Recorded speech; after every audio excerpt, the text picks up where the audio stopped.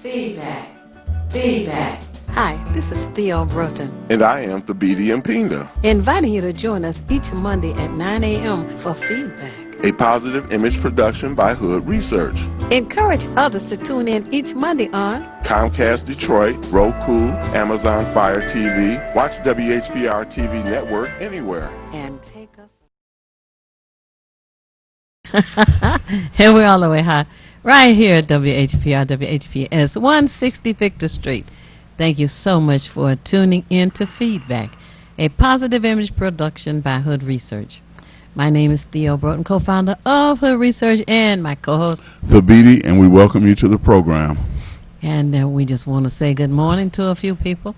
And I guess let's start with Rosa and Barbara, get well soon, Vera and Ron, and to Katrina and Henry and Al and Carl, Rochelle, just everybody, just so many.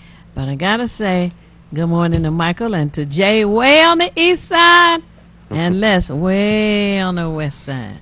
The video. Yes, I'd like to give a good morning and shout out to the folks over at Fago and Miss Alberta Taylor. I know you're on the clock right now, but I know you're watching.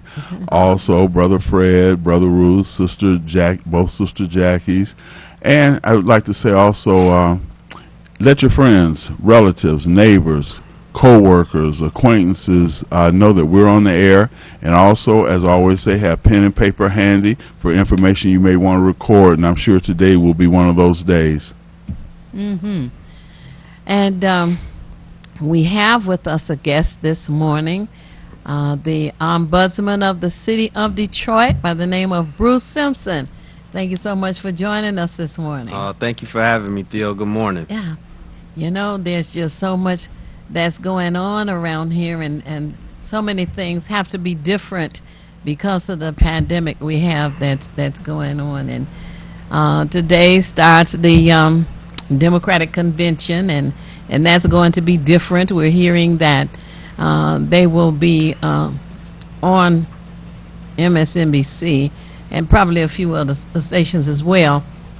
In the meantime, they have to participate by telephone, Zoom, and that's to keep everybody safe. And we're looking forward to what the information that they bring forward, and know that the former First Lady, Miss Michelle Obama, is going to be a speaker at the convention, one of the first tonight. Do you know that? Yes, and I'm very excited. She's an incredible presence for sure. Mm-hmm. Someone was talking about the short list that the former vice president had, and they were asking, well, what about Michelle Obama? They said, well, if she had wanted it, she would have just said, and it would have been done. I said, now that's the kind of power to have, right? She could have his seat if she wanted. Hey, isn't that right? Ooh, Exactly. yes. But anyway, she says, well, you know, I'll just be on the sideline, I guess, and watch what's going on and do some campaigning. So she and former President Barack Obama are going to be doing some campaigning, and that's a good thing, you know. But it would have been interesting. Somebody has said that the former president could have been the vice president if something happens. Couldn't he be president again? You know. Wow.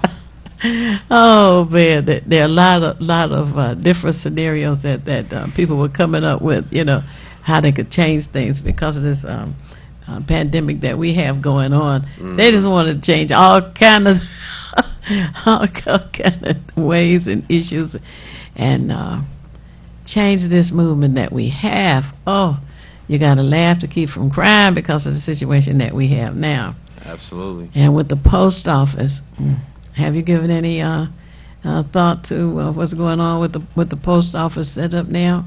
So at the root of it, I see a man that is scared to lose and will do anything to prevent that including destroy one of the oldest. The post office is older than this country is Right. in its current form. Right. Just so people understand how old the post office and that service is. But I believe that fear is rooted in understanding that he will be prosecuted for the many crimes. So he doesn't just have the incentive of a normal candidate in that you want to obtain that power, that position. He's trying to prevent himself and his conspirators, co-conspirators, from going to jail Oh. for the many, many crimes that he has committed, that he has been protected and shielded from because he is the president of the United States currently. And see, he could pardon the conspirators that went to jail already, which he has done. But if they get him and the current crew, there's nobody to pardon them. Yep, and let's be clear, president can't pardon state charges. So all of those violations in New York, Florida, which he switched his residence to Florida because of the crimes he committed in New York. Oh, Lord. Extradition. Yeah, well, but he can't pardon those, right? And we have an a sister in New York, that attorney general who is she's bad. I can't call her name right now, but I mean she's really been on the ball. What's going on with the post office is a shame. Hopefully Congress, they've called for an emergency hearing. Yes, I heard, And hopefully they'll be able to thwart some of this. They've already, the new postmaster general installed by Trump, which is one of his flunkies, major contributor who gave millions of dollars. He's already stated that, we're going to stop pulling up mailboxes, which they've been doing. And I would just offer, as a man, Theo knows herself personally, who wears many hats, a former employee of the United States Postal Service.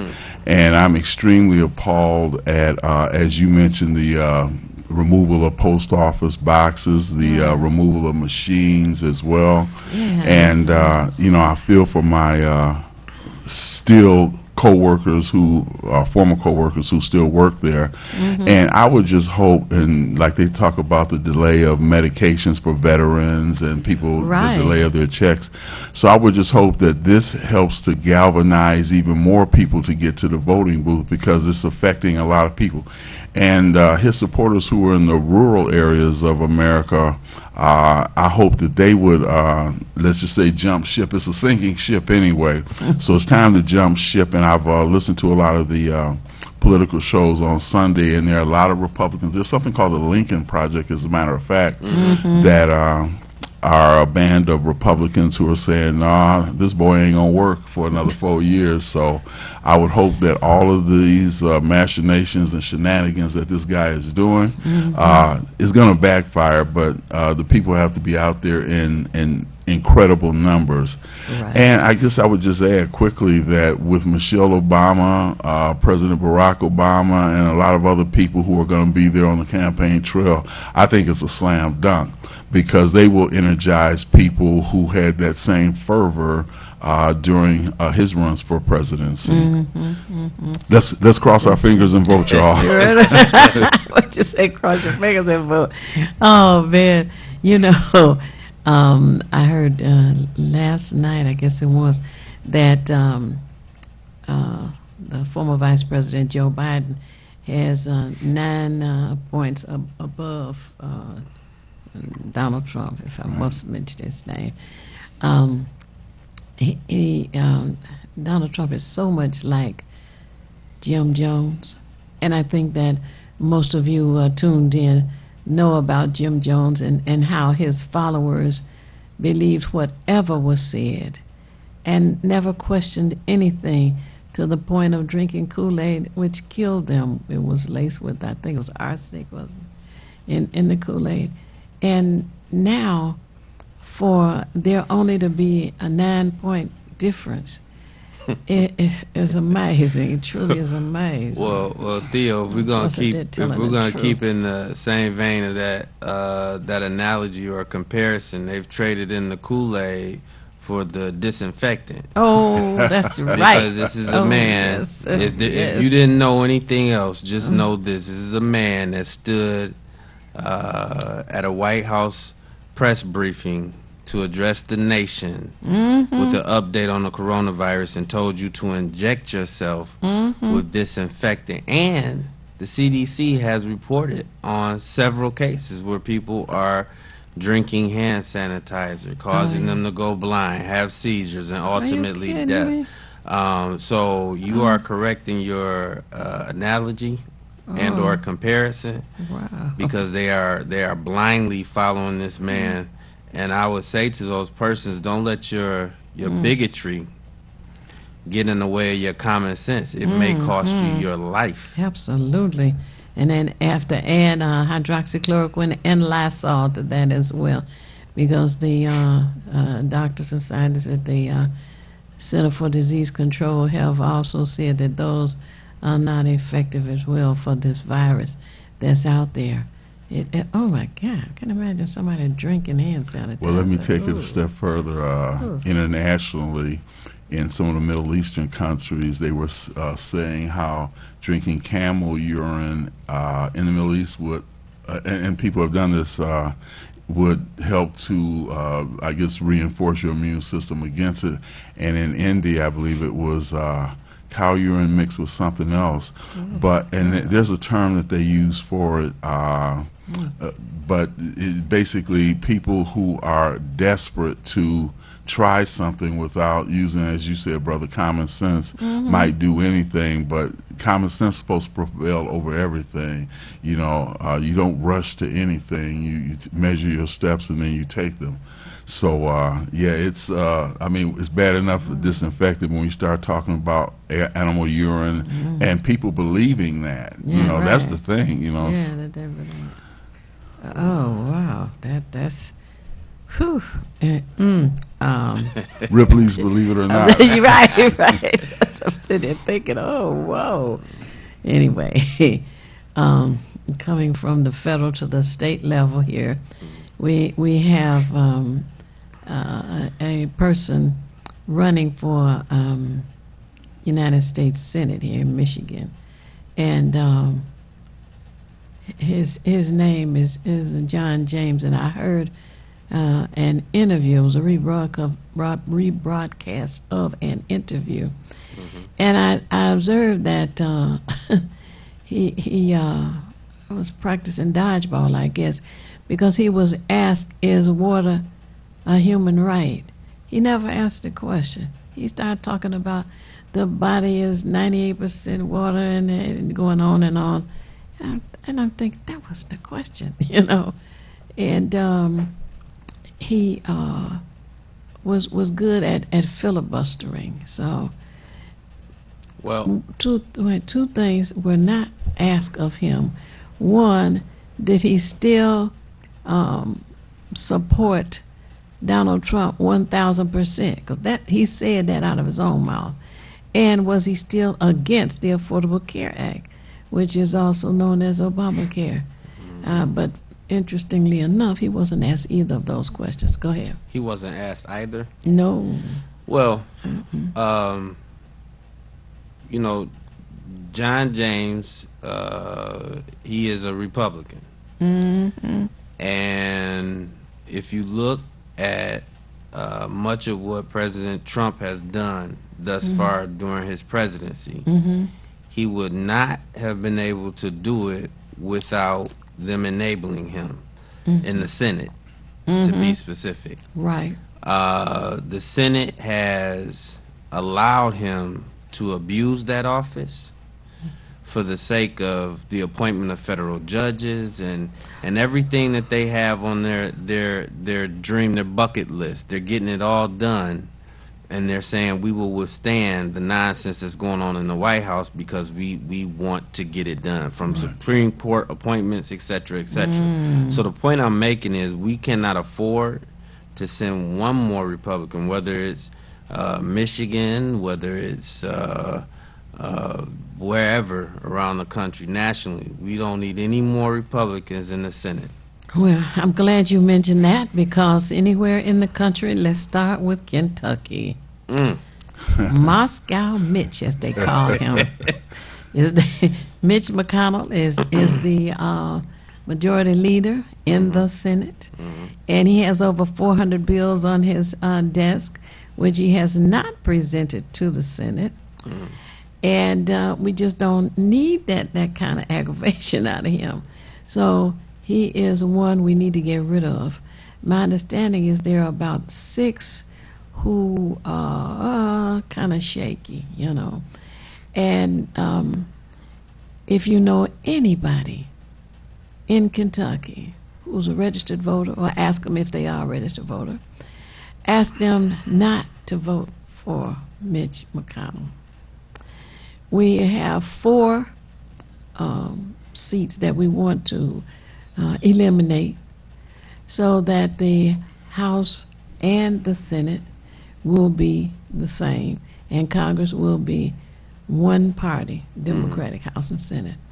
If they can get rid of 4 Republican senators. So Mitch McConnell is one, and I can't remember the competitor's name. Well, I know in North Carolina, I might be wrong, I believe it's South Carolina, but you have Lindsey Graham, but there's a brother who's running neck and neck with him. And I've let all my South Carolina folks know.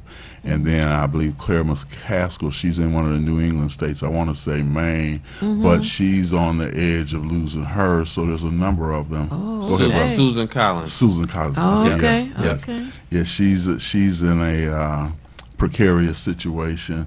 So I think we've got a good shot at it. The thing is for people to vote, and since we know the Postal Service is having issues, that means you have to get your stuff out early. There's no waiting, there's no messing around. You can play on your phone, playing tic-tac-toe or whatever later, but business is business now. Hey, all right. And getting back to this post office piece, the ballots generally go out 6 weeks in advance. So we're talking about the middle of September. And September is, how they would say, right around the corner, you know. So when you say, you know, get your ballots early, that means that people need to call the clerk's office, make sure that your request for a ballot is right there and that your ballot is going to be mailed out. The telephone number for the city clerk's office is a 313 number, 876-0190. Again, that's 313-876-0190. And you can confirm that you are still registered, that you have not been purged out of the computer, and that you are in line waiting to receive your ballot early. There's one thing now, Bruce, have you heard about the tracking system that our state senator, Secretary of State had? Yeah, there's supposed to be a barcode on the ballot, and you will be able to track it. I'm sure on computer, but if you know somebody, they could look it up for you. Yeah, I've heard of it. I'm not, of course, this is all new to all of us, so I'm not familiar with it. But I did hear about a tracking system. It's something that a number of states intend to do to protect your vote that you have cast, to make sure that it's not discarded, set aside, not counted. So yes, I've heard of it, but I'm not as familiar with it. Well, I put in a call, waiting for a return call to get some more information, hoping that we can have somebody here with us to talk about it. Oh, well. Okay. Hello, caller. You're on the air. Would you share your name and how you're viewing us, please? Okay, and you? Very well, thanks. Happy Monday. Go ahead. Hello. Okay, I was calling in regards to the job that the minister was speaking about yesterday. Say that again. A job about yesterday? Yes, the preacher was on the TV, and Here? he was talking about some jobs. Oh, okay. You have a pen and paper handy?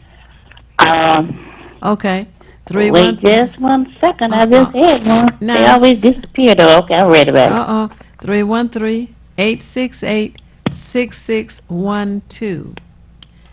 Okay, 868 6612. 6612. Mm-hmm. And Miss Renee will give you his number, okay? Okay. All right.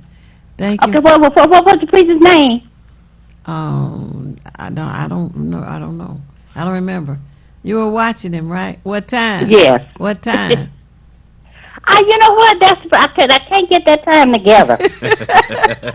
But ask Miss Renee. She'll help you. Okay. Okay, I will. All right. Thank you. Thanks for being tuned in. Something I was just going to say quickly, Yeah. and I'm not sure where they're going to be at, but Secretary of State Jocelyn Benson is supposed to have in Detroit, now this will be for the November election, a couple of boxes that are going to be like satellite boxes for people to be able to put their ballots in. This will probably be in addition to the satellite locations that we're familiar with, but she's trying to do what she can to assure that, all ballots will be accounted. So I'm going to stay on top of that, and then I'll keep everybody posted as that information comes out, because she's trying to make sure that every opportunity for people to participate in this election, that nothing is left allow them every available convenience, I'll put it that way. Right. If anybody has any suggestions or questions, telephone number here is 868-4336. It's a 313 number, 868-4336. Her research is putting together a proposal for November the 3rd, which is Election Day. And, it would be wonderful if things would go well and we could use the post office, etc. One thing that you might want to do now is mail a card or letter or 3x5 card in an envelope to yourself or to a family member, friend, and see how long it takes it to get there. Now we're talking about mailing inside the city, because we're talking about ballots inside the city, Detroit ballots. Not that there aren't other cities all over this country that are being impacted, but we want to start with home first. And her research is putting together a proposal, and also we're going to be working with Millie Hall, who's the president of the Women's Union, CLU, on some process that she's putting together, because we want to make sure that we have an abundance of ballots. We don't want Joe Biden and Kamala Harris to squeak by. We want it to be, what do they say in basketball, a slam dunk. Yeah, that's what we want. Yeah. So people need to understand that this is serious. It is really, really serious.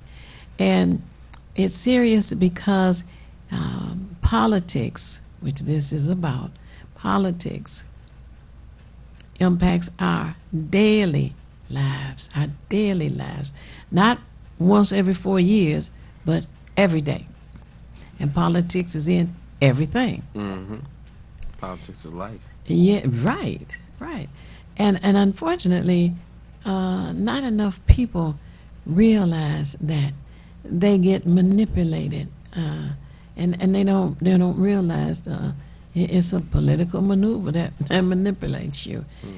Commercials do that, and they don't get it. But It's psychological warfare, and I just like to add, since you say it's political, one thing we should all keep in mind also, those of you who have census forms that still have not been turned in, the president is trying to shorten the time that people have, those who are out there on the street who are doing, he's trying to cut it 30 days short of when it should actually expire for them to actually do a door-to-door. So this is a critical move, and he's doing that because he's also trying to eliminate the number of people, because he doesn't want the numbers for representatives to increase, and he knows that because all you have to do is just say that you are part of a household, that in itself adds numbers, which also add to whether you will have more or less representatives. So if you got census forms sitting around, just don't let them sit around, and you can still call in, and I'm sure as well, but census2020.gov,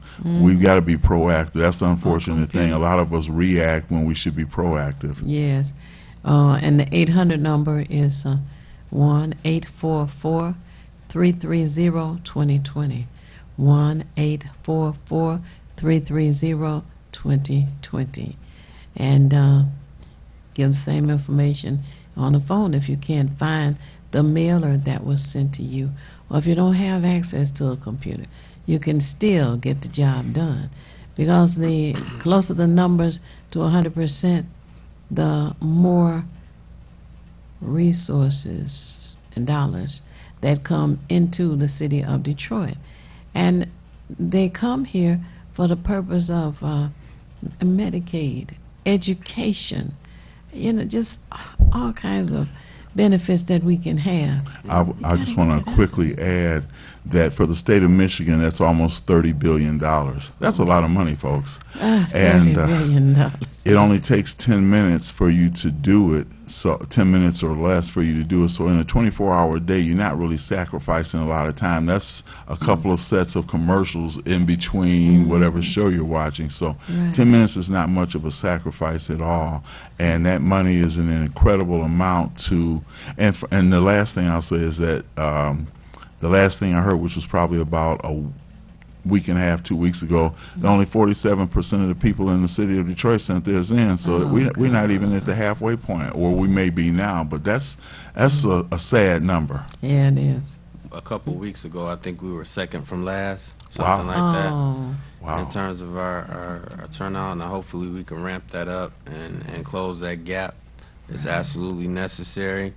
We are, as it pertains to this election, it should be, as you put it, Theo, a slam dunk. And I would like it to be a turnout that is undeniable, because we know that if it's anywhere near close, this man has made no secret about it, that the United States Army may have to come get him to remove him from office. He will do any and everything that he can to stay in office. A number of veterans wrote a letter to the Joint Chiefs of Staff, letting them know, you need to be prepared to forcibly remove this man if possible. This is a real thing, and this is not us here making this up. This is something that he's hinted around. It ties into the delays in the postal office. It ties into everything that we've discussed thus far. It's so sad that people don't want to believe the facts right in front of you. When he stands there and in your face, he just laughs. Oh, God. But anyway, tell us, Bruce Simpson, Yes, ma'am. ombudsman for the city of Detroit. Yes, ma'am. What is an ombudsman? And how you spell that? OMBUDSMAN, ombudsman. It's a Swedish word.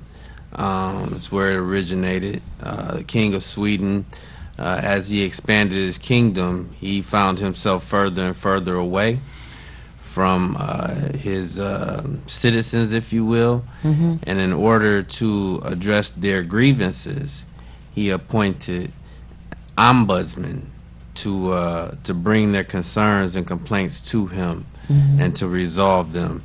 And so essentially it's an advocate for the people. Okay. Now, as ombudsman for the city of Detroit, that is what you do, is that right? Correct. Okay. Now, tell us about some of the concerns that people bring to you. Well, what are they able to bring to you? Right. I mean, So our jurisdiction exists over all city departments and city services. So if it's related to city services and departments, and that's including the authorities that exist, Land Bank Authority, et cetera, et cetera. We resolve all complaints and concerns affecting your city services. Oh, man. That means if the grocery store closes before I get there, I can't call you. You know what? We, believe it or not, Theo, we get calls for all sorts of things that are not within our purview. But when we get those calls, we don't turn people away. We at the very least try to put you with the right resource to resolve whatever the issue may be. Yeah. Oh, that's good. Okay. So how many departments does the city have now that I guess it have been privatized? And do you have jurisdiction within those that have been privatized? Okay, so if I'm going to deal with the latter part of your question first. Okay. When you say those that are privatized, are you referring to like our trash pickup? So we absolutely have jurisdiction. DPW, Department of Public Works, is still the contract holder for the persons providing, or the companies, I should say, both east and west, providing the trash pickup. We've unfortunately seen a spike, especially on the west side. I can't speak so much for the east. That's not what our complaints are reflecting. But on the west side, we've been seeing a spike in the lack of trash pickup as it relates to bulk and yard waste, especially. I've been seeing a lot of yard waste. It's not being picked up in a timely fashion. And yes, so we do absolutely have jurisdiction over them. I believe the question about how many departments was asked last time I was here, and as I explained last time, it's well over 45. But within each department, you have several divisions responsible for different things. And just the other day, the administration decided that they were going to create, I guess, if you will, another department. I forgot what they called it, but it's the mayor essentially is going to assist 200 families that they've identified that have been suffering through the coronavirus and have been adversely impacted. So they're going to help with utilities and assistance with your home if you need it in terms of repair and so on and so forth. And I want to say this, that is not new. That is called the Department of Human Services. Right. The only thing that's new about it is that they're actually coming to you. Right? You know, you would have to go and see the Department of Human Services. But I mention that because that's something I've been pushing for since my first annual report. Is one of my first recommendations was the reinstatement of the Department of Human Services. We have a very high poverty level, but we don't have Department of Human Services in place to assist our citizenry. Now, somewhere I heard, maybe one of the meetings we had, that the NOF money is back, or one of the, I guess it's been converted or something. Yep. Is that part of Health and Human Services? No. So we that? we actually don't have a department. I want to be clear. We don't have a Department of Human Services currently. Those functions that would have traditionally been performed by a Department of Human Services are now performed by Wayne Community Metro. How did they get into? Who are they anyway? Well, that was a result of the former mayor Dave being in his administration. There was some corruption at the Department of Human Services, some misallocation and abuse of funds, right? People not spending the money, the grant money appropriately. But in my mind, you don't get rid of the program because of some bad actors. You get rid of the bad actors and keep the program for the benefit of the people. But you have to have the people at the forefront of your mind when you're making that decision. And I don't think that was the case when that was done. The benefit, both financially and the impact that it can have on the people on the financial side of things, it's a 99% grant funded operation. So you're not spending the money to provide the service. That money comes straight from the feds. So it's a no-brainer, in my opinion. And politically, and as we said, politics is life. Every administration thinks politically. You have to.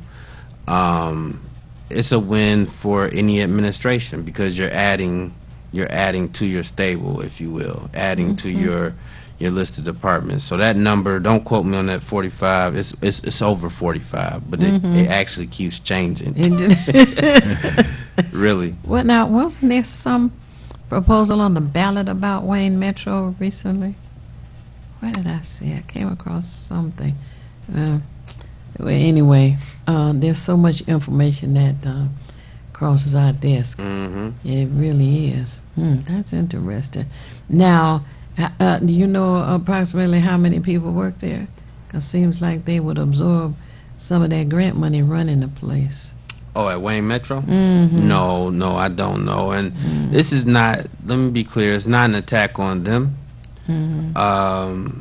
who are attempting to provide a service, but I believe that the same city that taxes you, the same city that, city police department that you look to keep you safe, the same city that sends you that high water bill, same city that may or may not pick up your yard waste removal, they need to be responsible and step up to the plate and Right. assist citizens who Yeah, I can't agree do with for you. themselves. Oh, It should yes. be from within our own city government. So that's what we're really saying as we call for a Department of Human Services. Now, the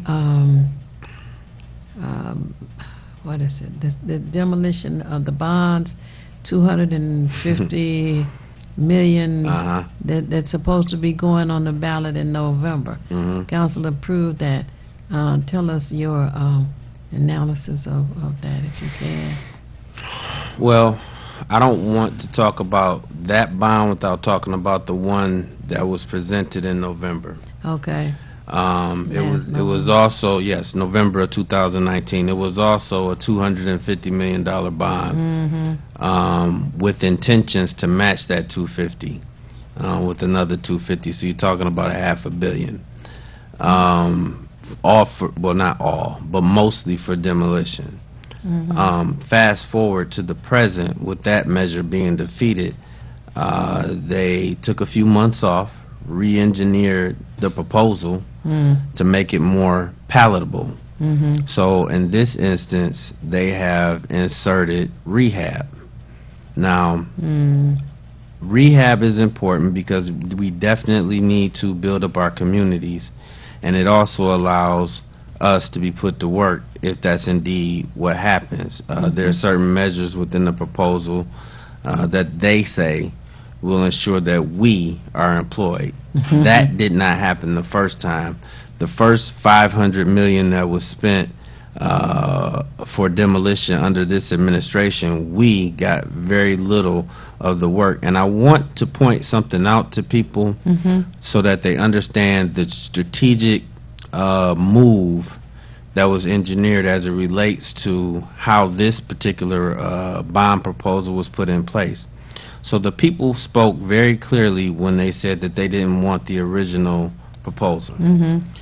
This proposal, as I stated earlier, inserts rehab, right? Rehab for houses. Those are our union brothers and sisters that will be allowed to work. So essentially, if you say I'm not for it, are you anti-union? So what it does is it inserting that work, that rehab work, pits the worker versus the average citizen who does not want to expend any more of their tax dollars. And almost all of us feel like we're overtaxed, so you don't want to spend more of your tax dollars for that. So it pits people against each other, and that was done intentionally to put you in a hard space. How do they do that and we're in a what is it? What did it call Pandemic. now? Right to work state. No, Oh. right to work state. And they've already destroyed unions. So now all of a sudden somebody's concerned about union workers. Well, let's take it a step further. All of a sudden, you're concerned about rehab? Yeah, yeah. No, Whoa. we have demolished well over 20,000 properties with no rehab in sight. When you asked about home repair grants, what you were told was here's a 0% interest loan. The introduction of rehab is what was necessary to make this bill palatable, or this proposal palatable and acceptable, and something that could be sold. You know, I'll give this example that I've used. What you'll hear about this proposal is that it won't cost you anything, right? It's not going to cost you any money. Right. The truth is, we have a bond that is maturing, that we have, that we will have satisfied, and we will have paid off over the years, that you will have paid off through your taxes, and they are going to replace that one with this one. So it's like this. To put it in layman's terms, imagine having a brand new car. You take the 5 years or however long you take the loan for on the car. You pay the car off, and then after you pay it off, there's nothing wrong with the car. You pay the car off, and then you say, you know what? I think I want to take on another note. No. Instead of saving this money, I think I want to take on another note. And so that's essentially what's happening when they say when they say that there's no cost to you. You actually will see a drop in your taxes if you don't approve the bond. But they're not going to tell you that. They're going to tell you that we want you to vote for it, and et For the cetera, et rehab. cetera. But now the part about this construction demolition piece that annoys me is the formula. The formula, prior to whoever it is out there getting fat like a rat in a peanut butter factory, is the length times the width, okay, of the property is what the cost was based on. Today, it's now the length times the width times the height. You don't demolish air, right? No. So the formula that they have now is not being challenged by anybody. But what do you do about that? Well, I would beg to differ in terms of the challenging. That was part of the problem that they ran into as it relates to having the original proposal approved. Okay. You're absolutely correct that the quote-unquote formula or the methodology that they used to perform demo was very, very flawed. Our Auditor General, shout out to Mr. Lockridge and Ms. Goodspeed, released an extensive report Okay. detailing exactly how flawed the procedures and the formulas were. So we know, you know, it's that thing of, and I encourage anyone to go look at that audit performed by our Auditor General, because it on the highlights. website? Yes, it's on the city's website, which is detroitmi.gov. You want to look up the Auditor General and go to his report on demo. Okay. But there are several problems with demo that they claim they have hammered out. We'll see. The thing about demo is not something you could do behind closed doors. We're going to get a up close and personal look at how well or how not well they do the job. We'll see. And just as important, I want to see who is put to work. That's a big issue that's been raised. This proposal claims that they will do everything that they can to employ Detroiters. Now, can the rehabs be done first? Is that in the proposal? No, I don't believe that there is a first or a last. What the proposal does say is that there will be 8,000 demolitions and 8,000 rehabs to be done within the first 5 years. So it's gonna be even. It's supposed to be a 1-for-1 over the next 5 years. So one rehab, one demolition. Is that what you're saying? Yeah, and One rehab, one demolition. yeah, and there's supposed to be additional demolition after that, right? But just to start off, first 5 years will be, 8 and 8. Okay, so now that's 16,000. What's the total number? Do you know? Of properties? I believe. Don't quote me on this. I believe I have it in my notes, and I'm not gonna look through them. But I believe it might be 22 or 24,000 Okay. blighted houses that they still, feel like need to be addressed in order for us to remove a hefty part of that blight. I'm wondering,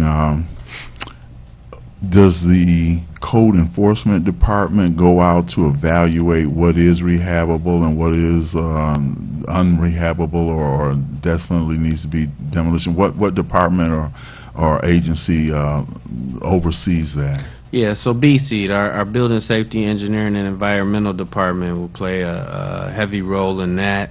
I'm sure they'll be working in conjunction with the land bank, who obviously holds on to so much property within the city. There are certain properties that I'm sure they have in their inventory that they're going to identify for rehab, eligible for rehab, and what's not, what has to be demolished, et cetera, et cetera. So between building safety engineering, land bank, I would say those two primarily for now. But BC will have people on the ground identifying those properties, and we also have a new department. Oh. See, I was talking about how the departments just keep coming, so that number fluctuates. What's this? I don't want anybody to say that husband was lying. It's not 45 department. No, that number fluctuates. But we have a new department that was brought on in January, a demolition department. That department was born out of necessity because of some of the failures we saw in the spending of the first $500 million. There was one other thing you said, which I found interesting, and this happens in politics all the time. You were saying that they added the rehab to the demolition in order to make it more palatable to those who may vote on it. But, I've noticed in politics in general, a lot of times you have a bill or whatever, like what's happening in Congress now as far as the CARES Act, where they say we want X amount of dollars for this, but then certain other money is appropriated for other things. So everybody tries to get a little piece of whatever they want into the mix, but it's not the general concern, but it's like another thing that they can just kind of slide in, and if you don't do what we want, then we're not going to pass the bill based on what you want. I find it interesting that you said that. So, to the uninitiated, to those that are not used to following politics and looking at some of the tactics used on our people, let's look at it this way. So you have a $250 million proposal that was introduced and failed in November, right? Right. Now you have another $250 million proposal before you. Right. What's the common denominator? I'll help you out. $250 million. Right. So the rest of it is semantics. Right. So demo, yes, there's a fight against blight. Blight is the number one complaint that I get throughout the course of the year because we have a lot of it. Blight can come in many shapes and forms. I won't go through all of them. But make no mistake, because the housing market was hit as hard as it was during the Bush era, and we saw people fleeing the city, and we lost population, and those homes are occupied, and the banks did what they did. Right. Demo is a convenient vehicle that will allow you the excuse or the ability to access that type of money. But if it could be done through transportation, they do it through transportation. If they could justify it through water, they do it through water. It doesn't have so much to do with demo as it does $250 million, because you see the demo morphed from demo to demo and rehab. Rehab now, yes, yeah. So it's a matter of how can we accumulate some money over here, and their eyes light up and they say, oh, we'll do this. Now, you know, going back to a previous conversation, I never had a problem with DPW picking up my trash or my bulk. This new privatization has presented an issue, though. Not particularly for me, but just in general from the complaints that you mentioned. There is a complaint. This is moving on to public safety. Now, for approximately 35, maybe close to 40 years, Okay. on Livernois and Warren Avenue, there's a White Castle. And there have been young people drag racing for 35, 40 years. Drag racing over there. They get there, I don't know, about 1 o'clock in the morning, what have you.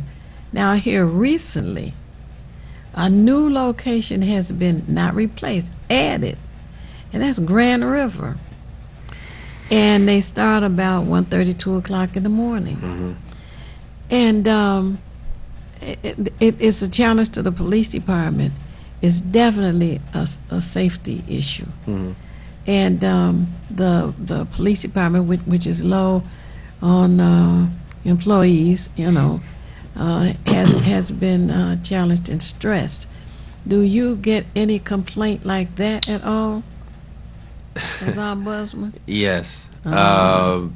Especially, you know, what you're referencing are this is racing that's occurring and speeding that's occurring on our major thoroughfares.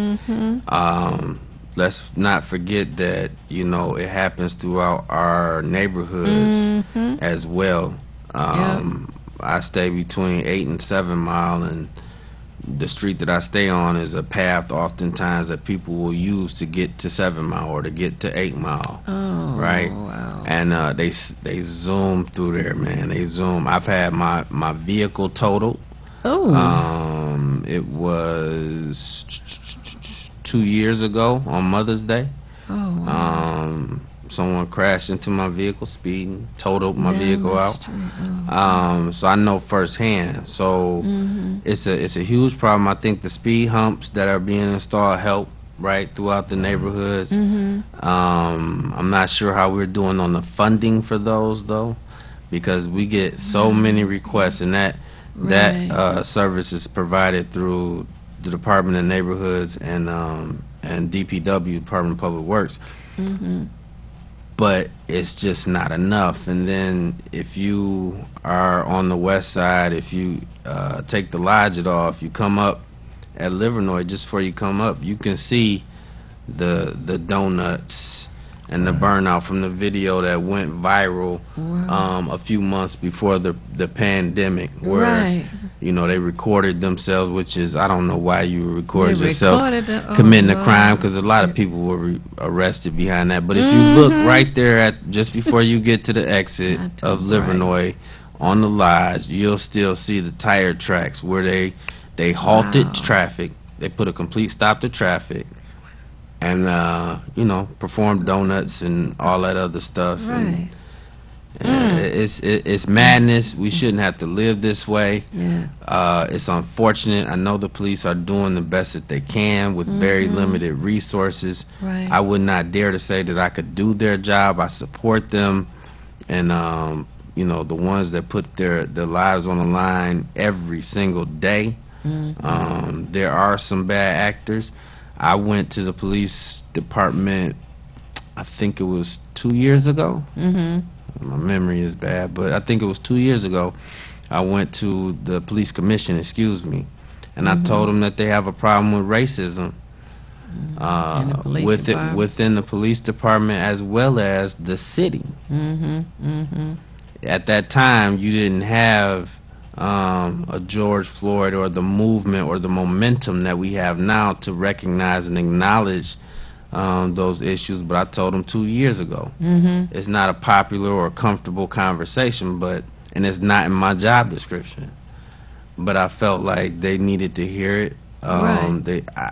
And as a taxpayer, resident, yes. We have Yeah, a pretty good understanding of what's going on in our community, and that was not being addressed. You have to, just as you address something as basic as trash pickup, you have to address what's going on in your city when it comes to things like racism, because what it can do, it can spiral out of control if the wrong situation transpires, and we've seen that as of late.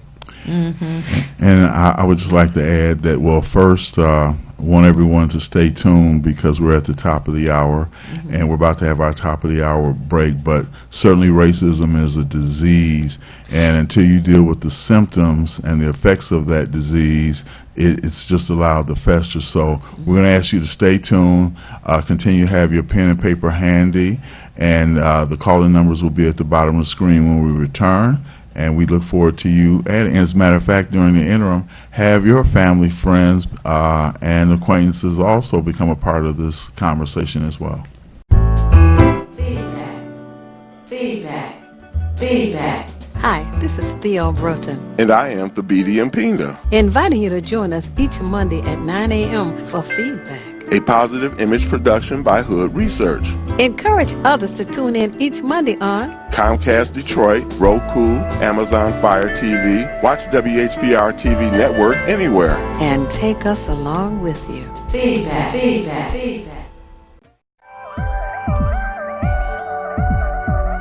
You're watching Detroit's own WHPR TV.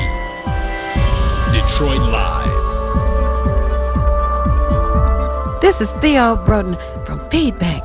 You can watch me 24 hours a day, 7 days a week at WHPR TV Now app. Download our free app at WHPR TV Now. Monday at 9 a.m. Eastern. Hi, this is Theo Broughton, president of Barton McFarland Neighborhood Association. Someone asked me, what is a census? A census is a project put on by the federal government to determine the number of people living in any particular municipality.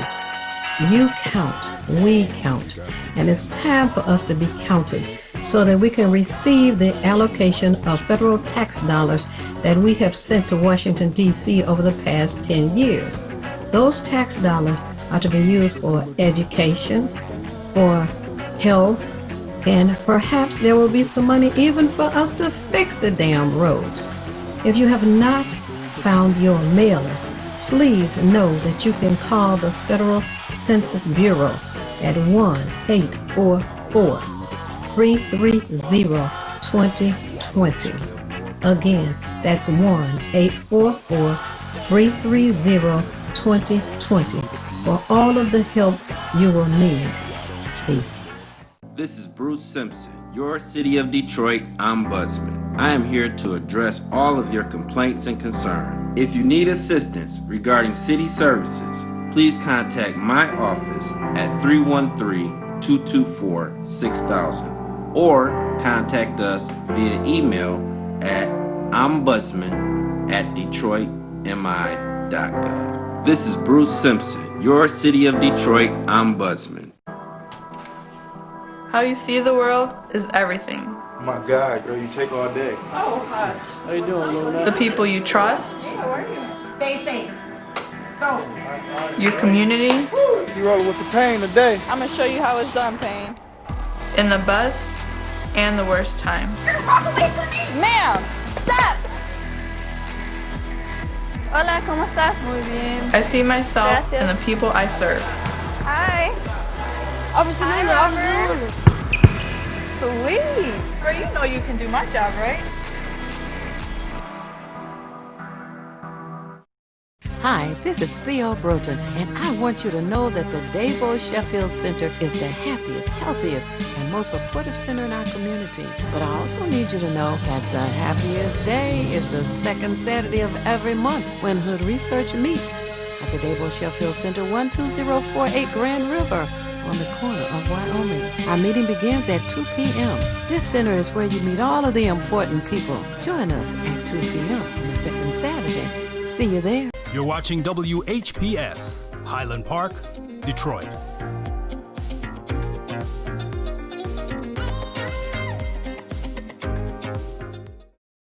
And we are back. Thank you so much for staying tuned to Feedback, a positive image production by Hood Research. We have with us this morning Bruce Simpson, the Ombudsman for the City of Detroit. And we've been discussing everything from national politics down to local politics. And people will always tell you, all politics are local. Well, that being true, we want you to make sure that you check with the city clerk's office to make clear that you are in the computer, that if you're going to get an absentee ballot, that you get it. And I say that because we received an application where they ask you if you wanted a ballot for the primary, which was on Obama's birthday, by the way, August the 4th, and a ballot for the general election, which is November the 3rd. We at Hood Research have put out a call to the Secretary of State to find out about the ability to track your ballot as well. And we're working on a proposal to counter what the president is doing as it relates to making it more difficult to vote by mail. Bruce, somebody was trying to say that there's a difference between voting by mail and absentee voting. No.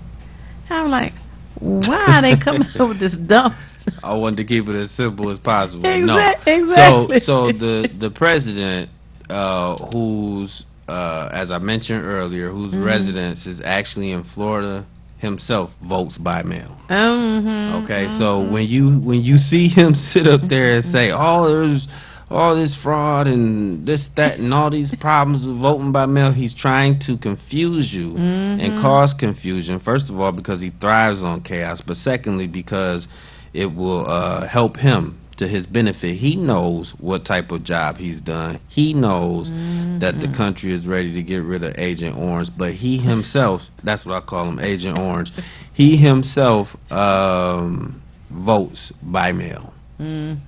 Complete hypocrite. You know, what's beautiful about this is the gullibility of people more than anything else, because rather than know, they'd rather be told or taught, so therefore it's acceptable. And then when you're dealing with an authority figure, and I would just use a comparison by saying a lot of times when people have medical issues, sometimes they say get a second opinion. So even though you're dealing with an authoritative person, your doctor or whatever doctor you may be seeing, they'll say get a second opinion, because one opinion is not valid, and then there's disputes even within the medical field about what may be appropriate.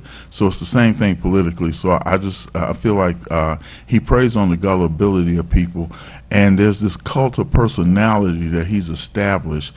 And as I've told people, I've never looked at, I was working in those hours though, but I never looked at The Apprentice. But anybody who's in a celebrity type of position where they're getting a lot of airtime, airplay, they develop a following of sorts. So I know a lot of people that follow him more because of his personality and how they became so. It's just like Judge Judy.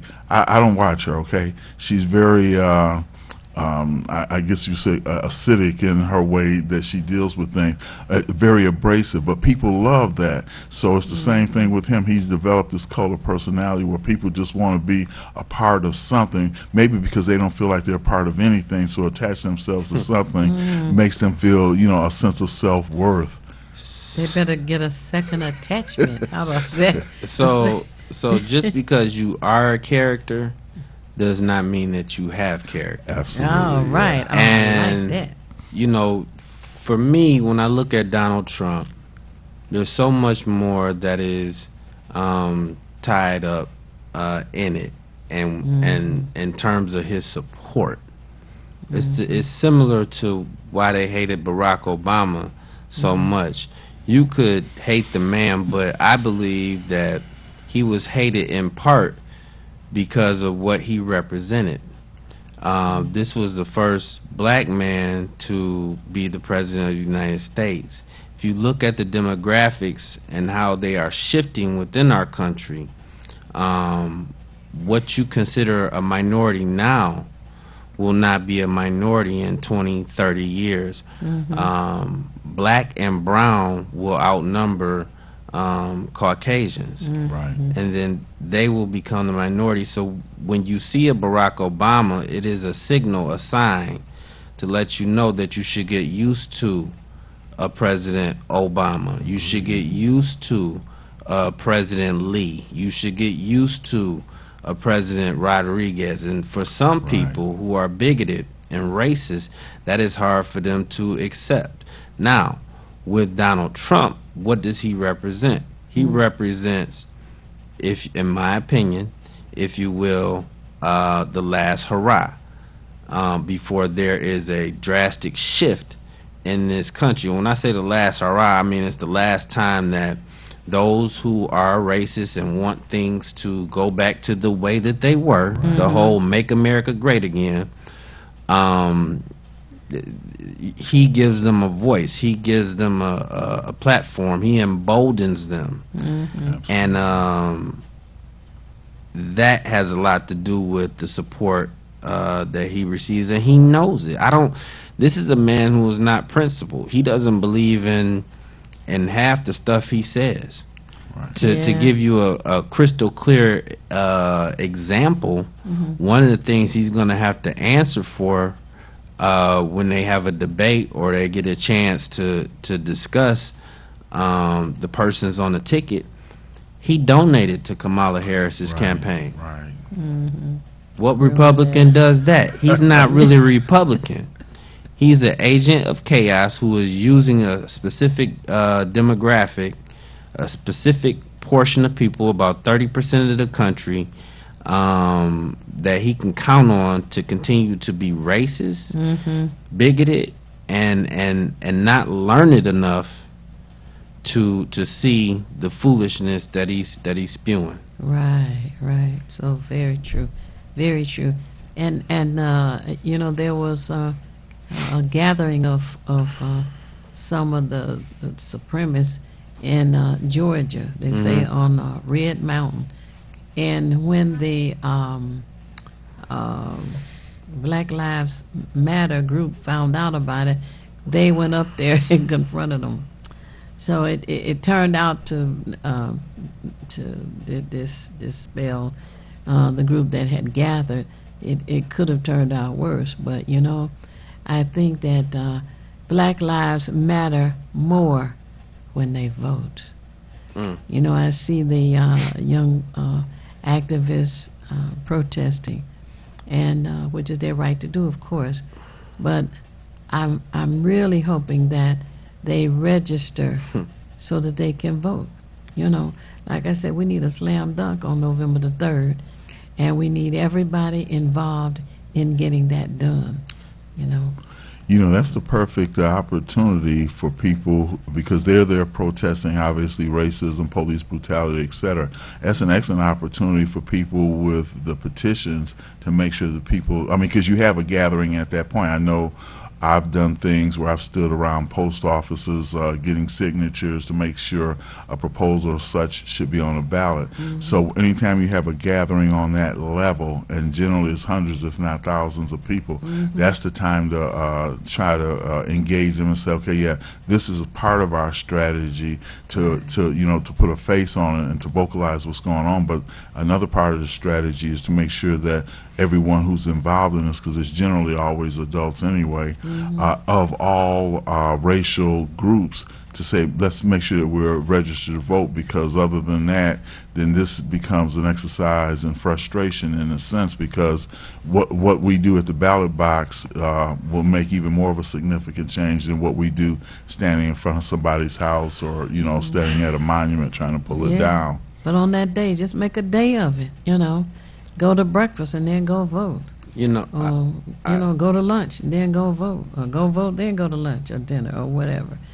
I want to give my appreciation to the real activists in the city of Detroit who have been here before there was, quote unquote, a Black Lives Matter movement, and that is not to any way take away anything from the movement, but you have activists who have been protecting our city from people who are not from here. So you have a whole group of people that are from the suburbs that don't reside in the city of Detroit, don't look like me and you, who come here to riot and to cause chaos and try to incite or provoke a response from the police.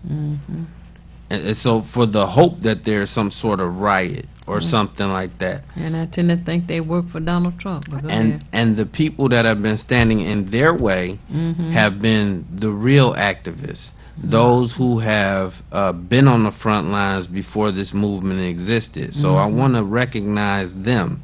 I think that is important, and I want to say to our young people, don't let someone who lives in Clinton Township or wherever they may be from come work you up, stick a battery in your back, wind you up, and send you out to get arrested, do harm to your city where you reside, and to find fault with your people. Right. That is, it's not appropriate. It enrages me because I see it. I know what it is. I know what I'm looking at, and that just comes with age and a little bit of wisdom. Oh, come on, a whole lot.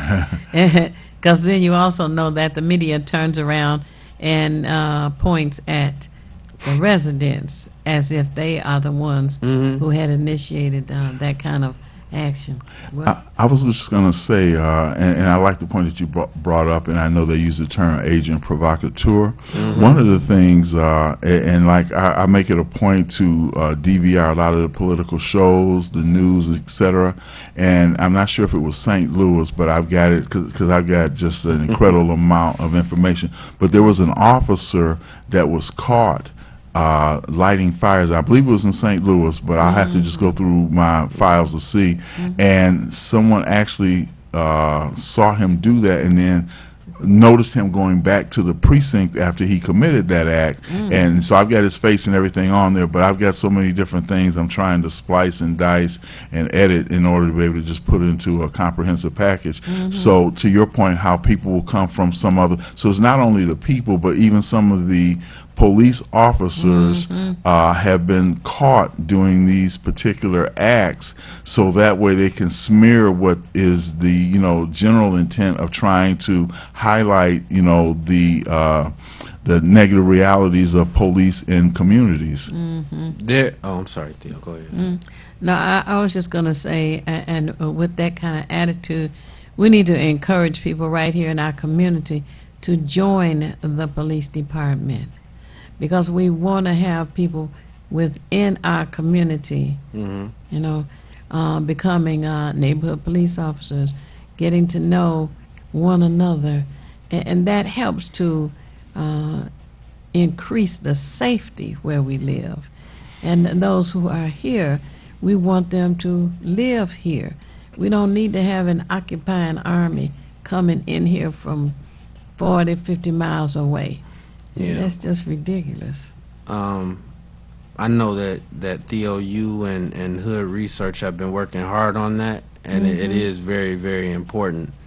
Also, I would like to say that, if you take a look, earlier I said I appreciate our DPD.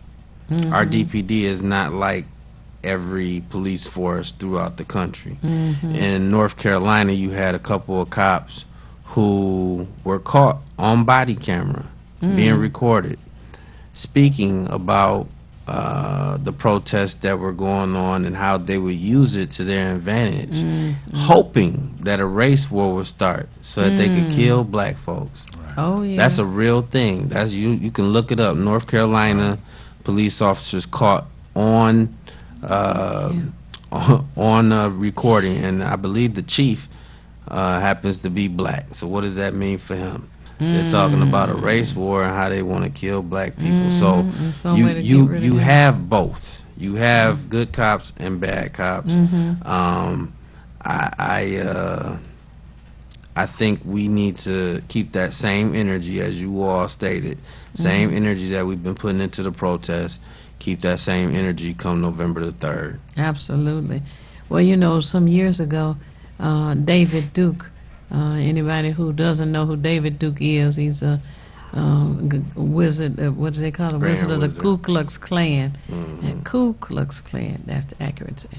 Anyway, he was interviewed, and he didn't care who heard him or saw him. He said they were changing their sheets and were to put on uniforms, and one of the uniforms were police uniforms they were going to put on. So knowing that and hearing that, one of the counters to that is for us to be a part of our own police department. Right. You know, to protect our people here. And sometimes, I guess, unless it happens to the person, they don't want to believe it, but believe it, because it's definitely happening.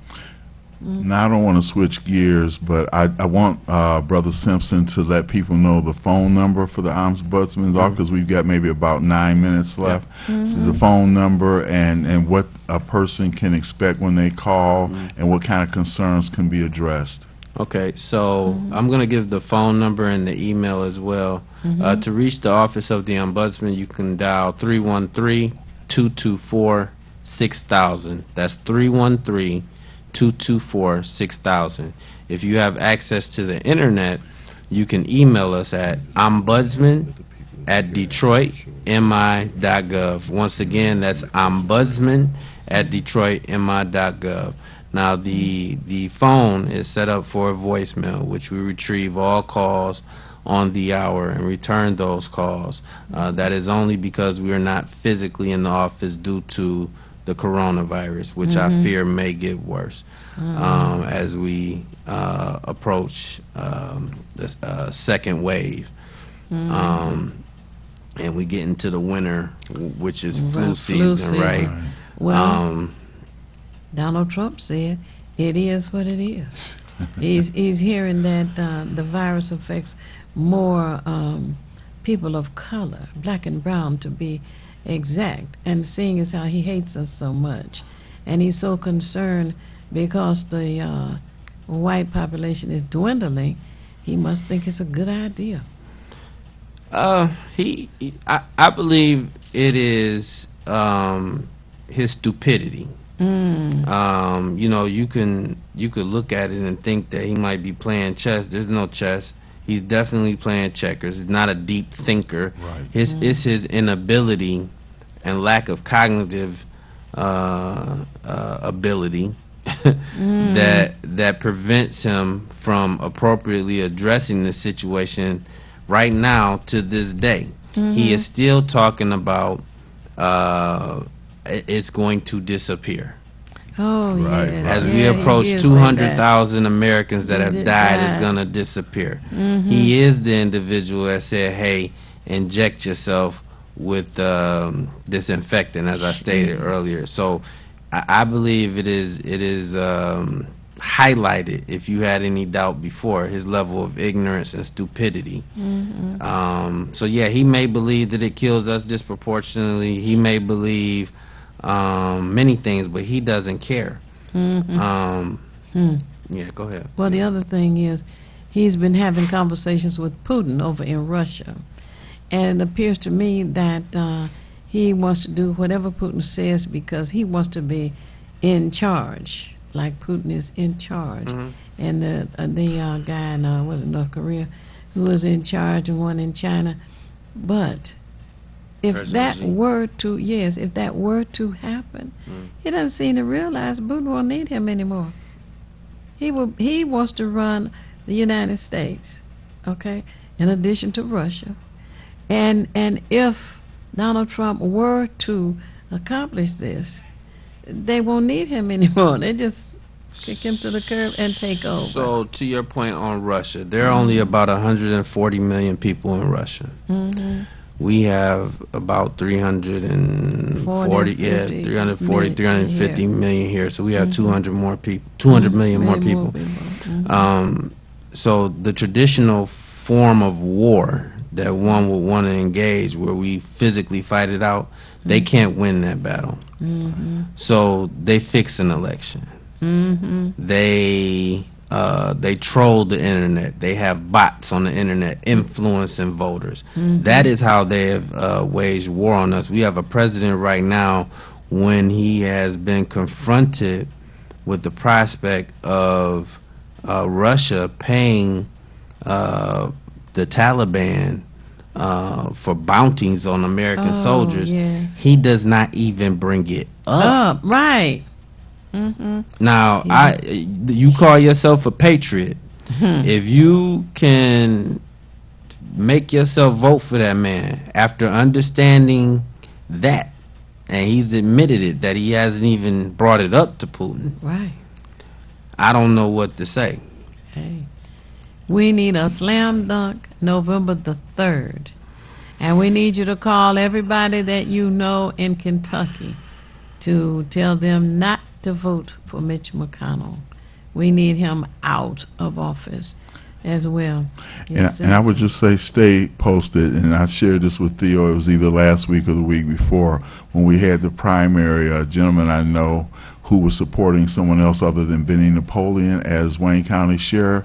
So when I spoke to that gentleman on a Wednesday or Thursday after the primary, he had said, oh, they already voted. I'm thinking to myself, you're promoting this guy, and you didn't even know that. So you didn't even vote. He didn't even vote for the guy. But he said, he just, I'm thinking, how can you not know? You're actually supporting somebody, and you let the election day pass by, and then say, oh, it's already over. I'm like, okay. So just don't let yourself be like him. That's my point. I know that's right. And also remember that your vote does count. Your vote is power. And if somebody tells you otherwise, then know that it would not be such an urgent issue for Donald Trump and his cohorts to try and prevent us from voting. That's how powerful our vote is. Remember that. And Black Lives Matter more when they vote. You need to know that it's not necessary for you to know everything. What is necessary is for you to know how to find what you need when you need it. We at Hood Research seek out a lot of information to share with you, and we encourage you to share with us to help us all make better informed decisions. And as I always say, if you want to be nothing, do nothing. But the only problem with doing nothing is you never know when you're finished. And I'm going to allow our city ombudsman to give you, once again, contact information. To reach the ombudsman, you can reach us at 313-224-6000, or if you have email, you can email us at ombudsman@detroitmi.gov. And thank you so much, Bruce Simpson, Ombudsman for the City of Detroit, for coming in and joining us this morning. Absolutely, anytime. That's great. Okay. We want you to know that Hood Research has a website, Facebook, and follow us on Twitter, and get the phone numbers so you can join our meetings on Saturday. We start at 2 p.m. And we want you to know that it's on phone, and you don't have to leave the comfort of your home, nor your easy chair, nor your lawn chair in the backyard. But join Hood Research. Tune in again next week. Peace. Feedback. Hi, this is Theo Broughton, And I am the BD Mpinda, inviting you to join us each Monday at 9 a.m. for feedback. a positive image production by Hood Research. Encourage others to tune in each Monday on Comcast Detroit, Roku, Amazon Fire TV, watch WHPR TV Network anywhere. and take us along with you. Feedback.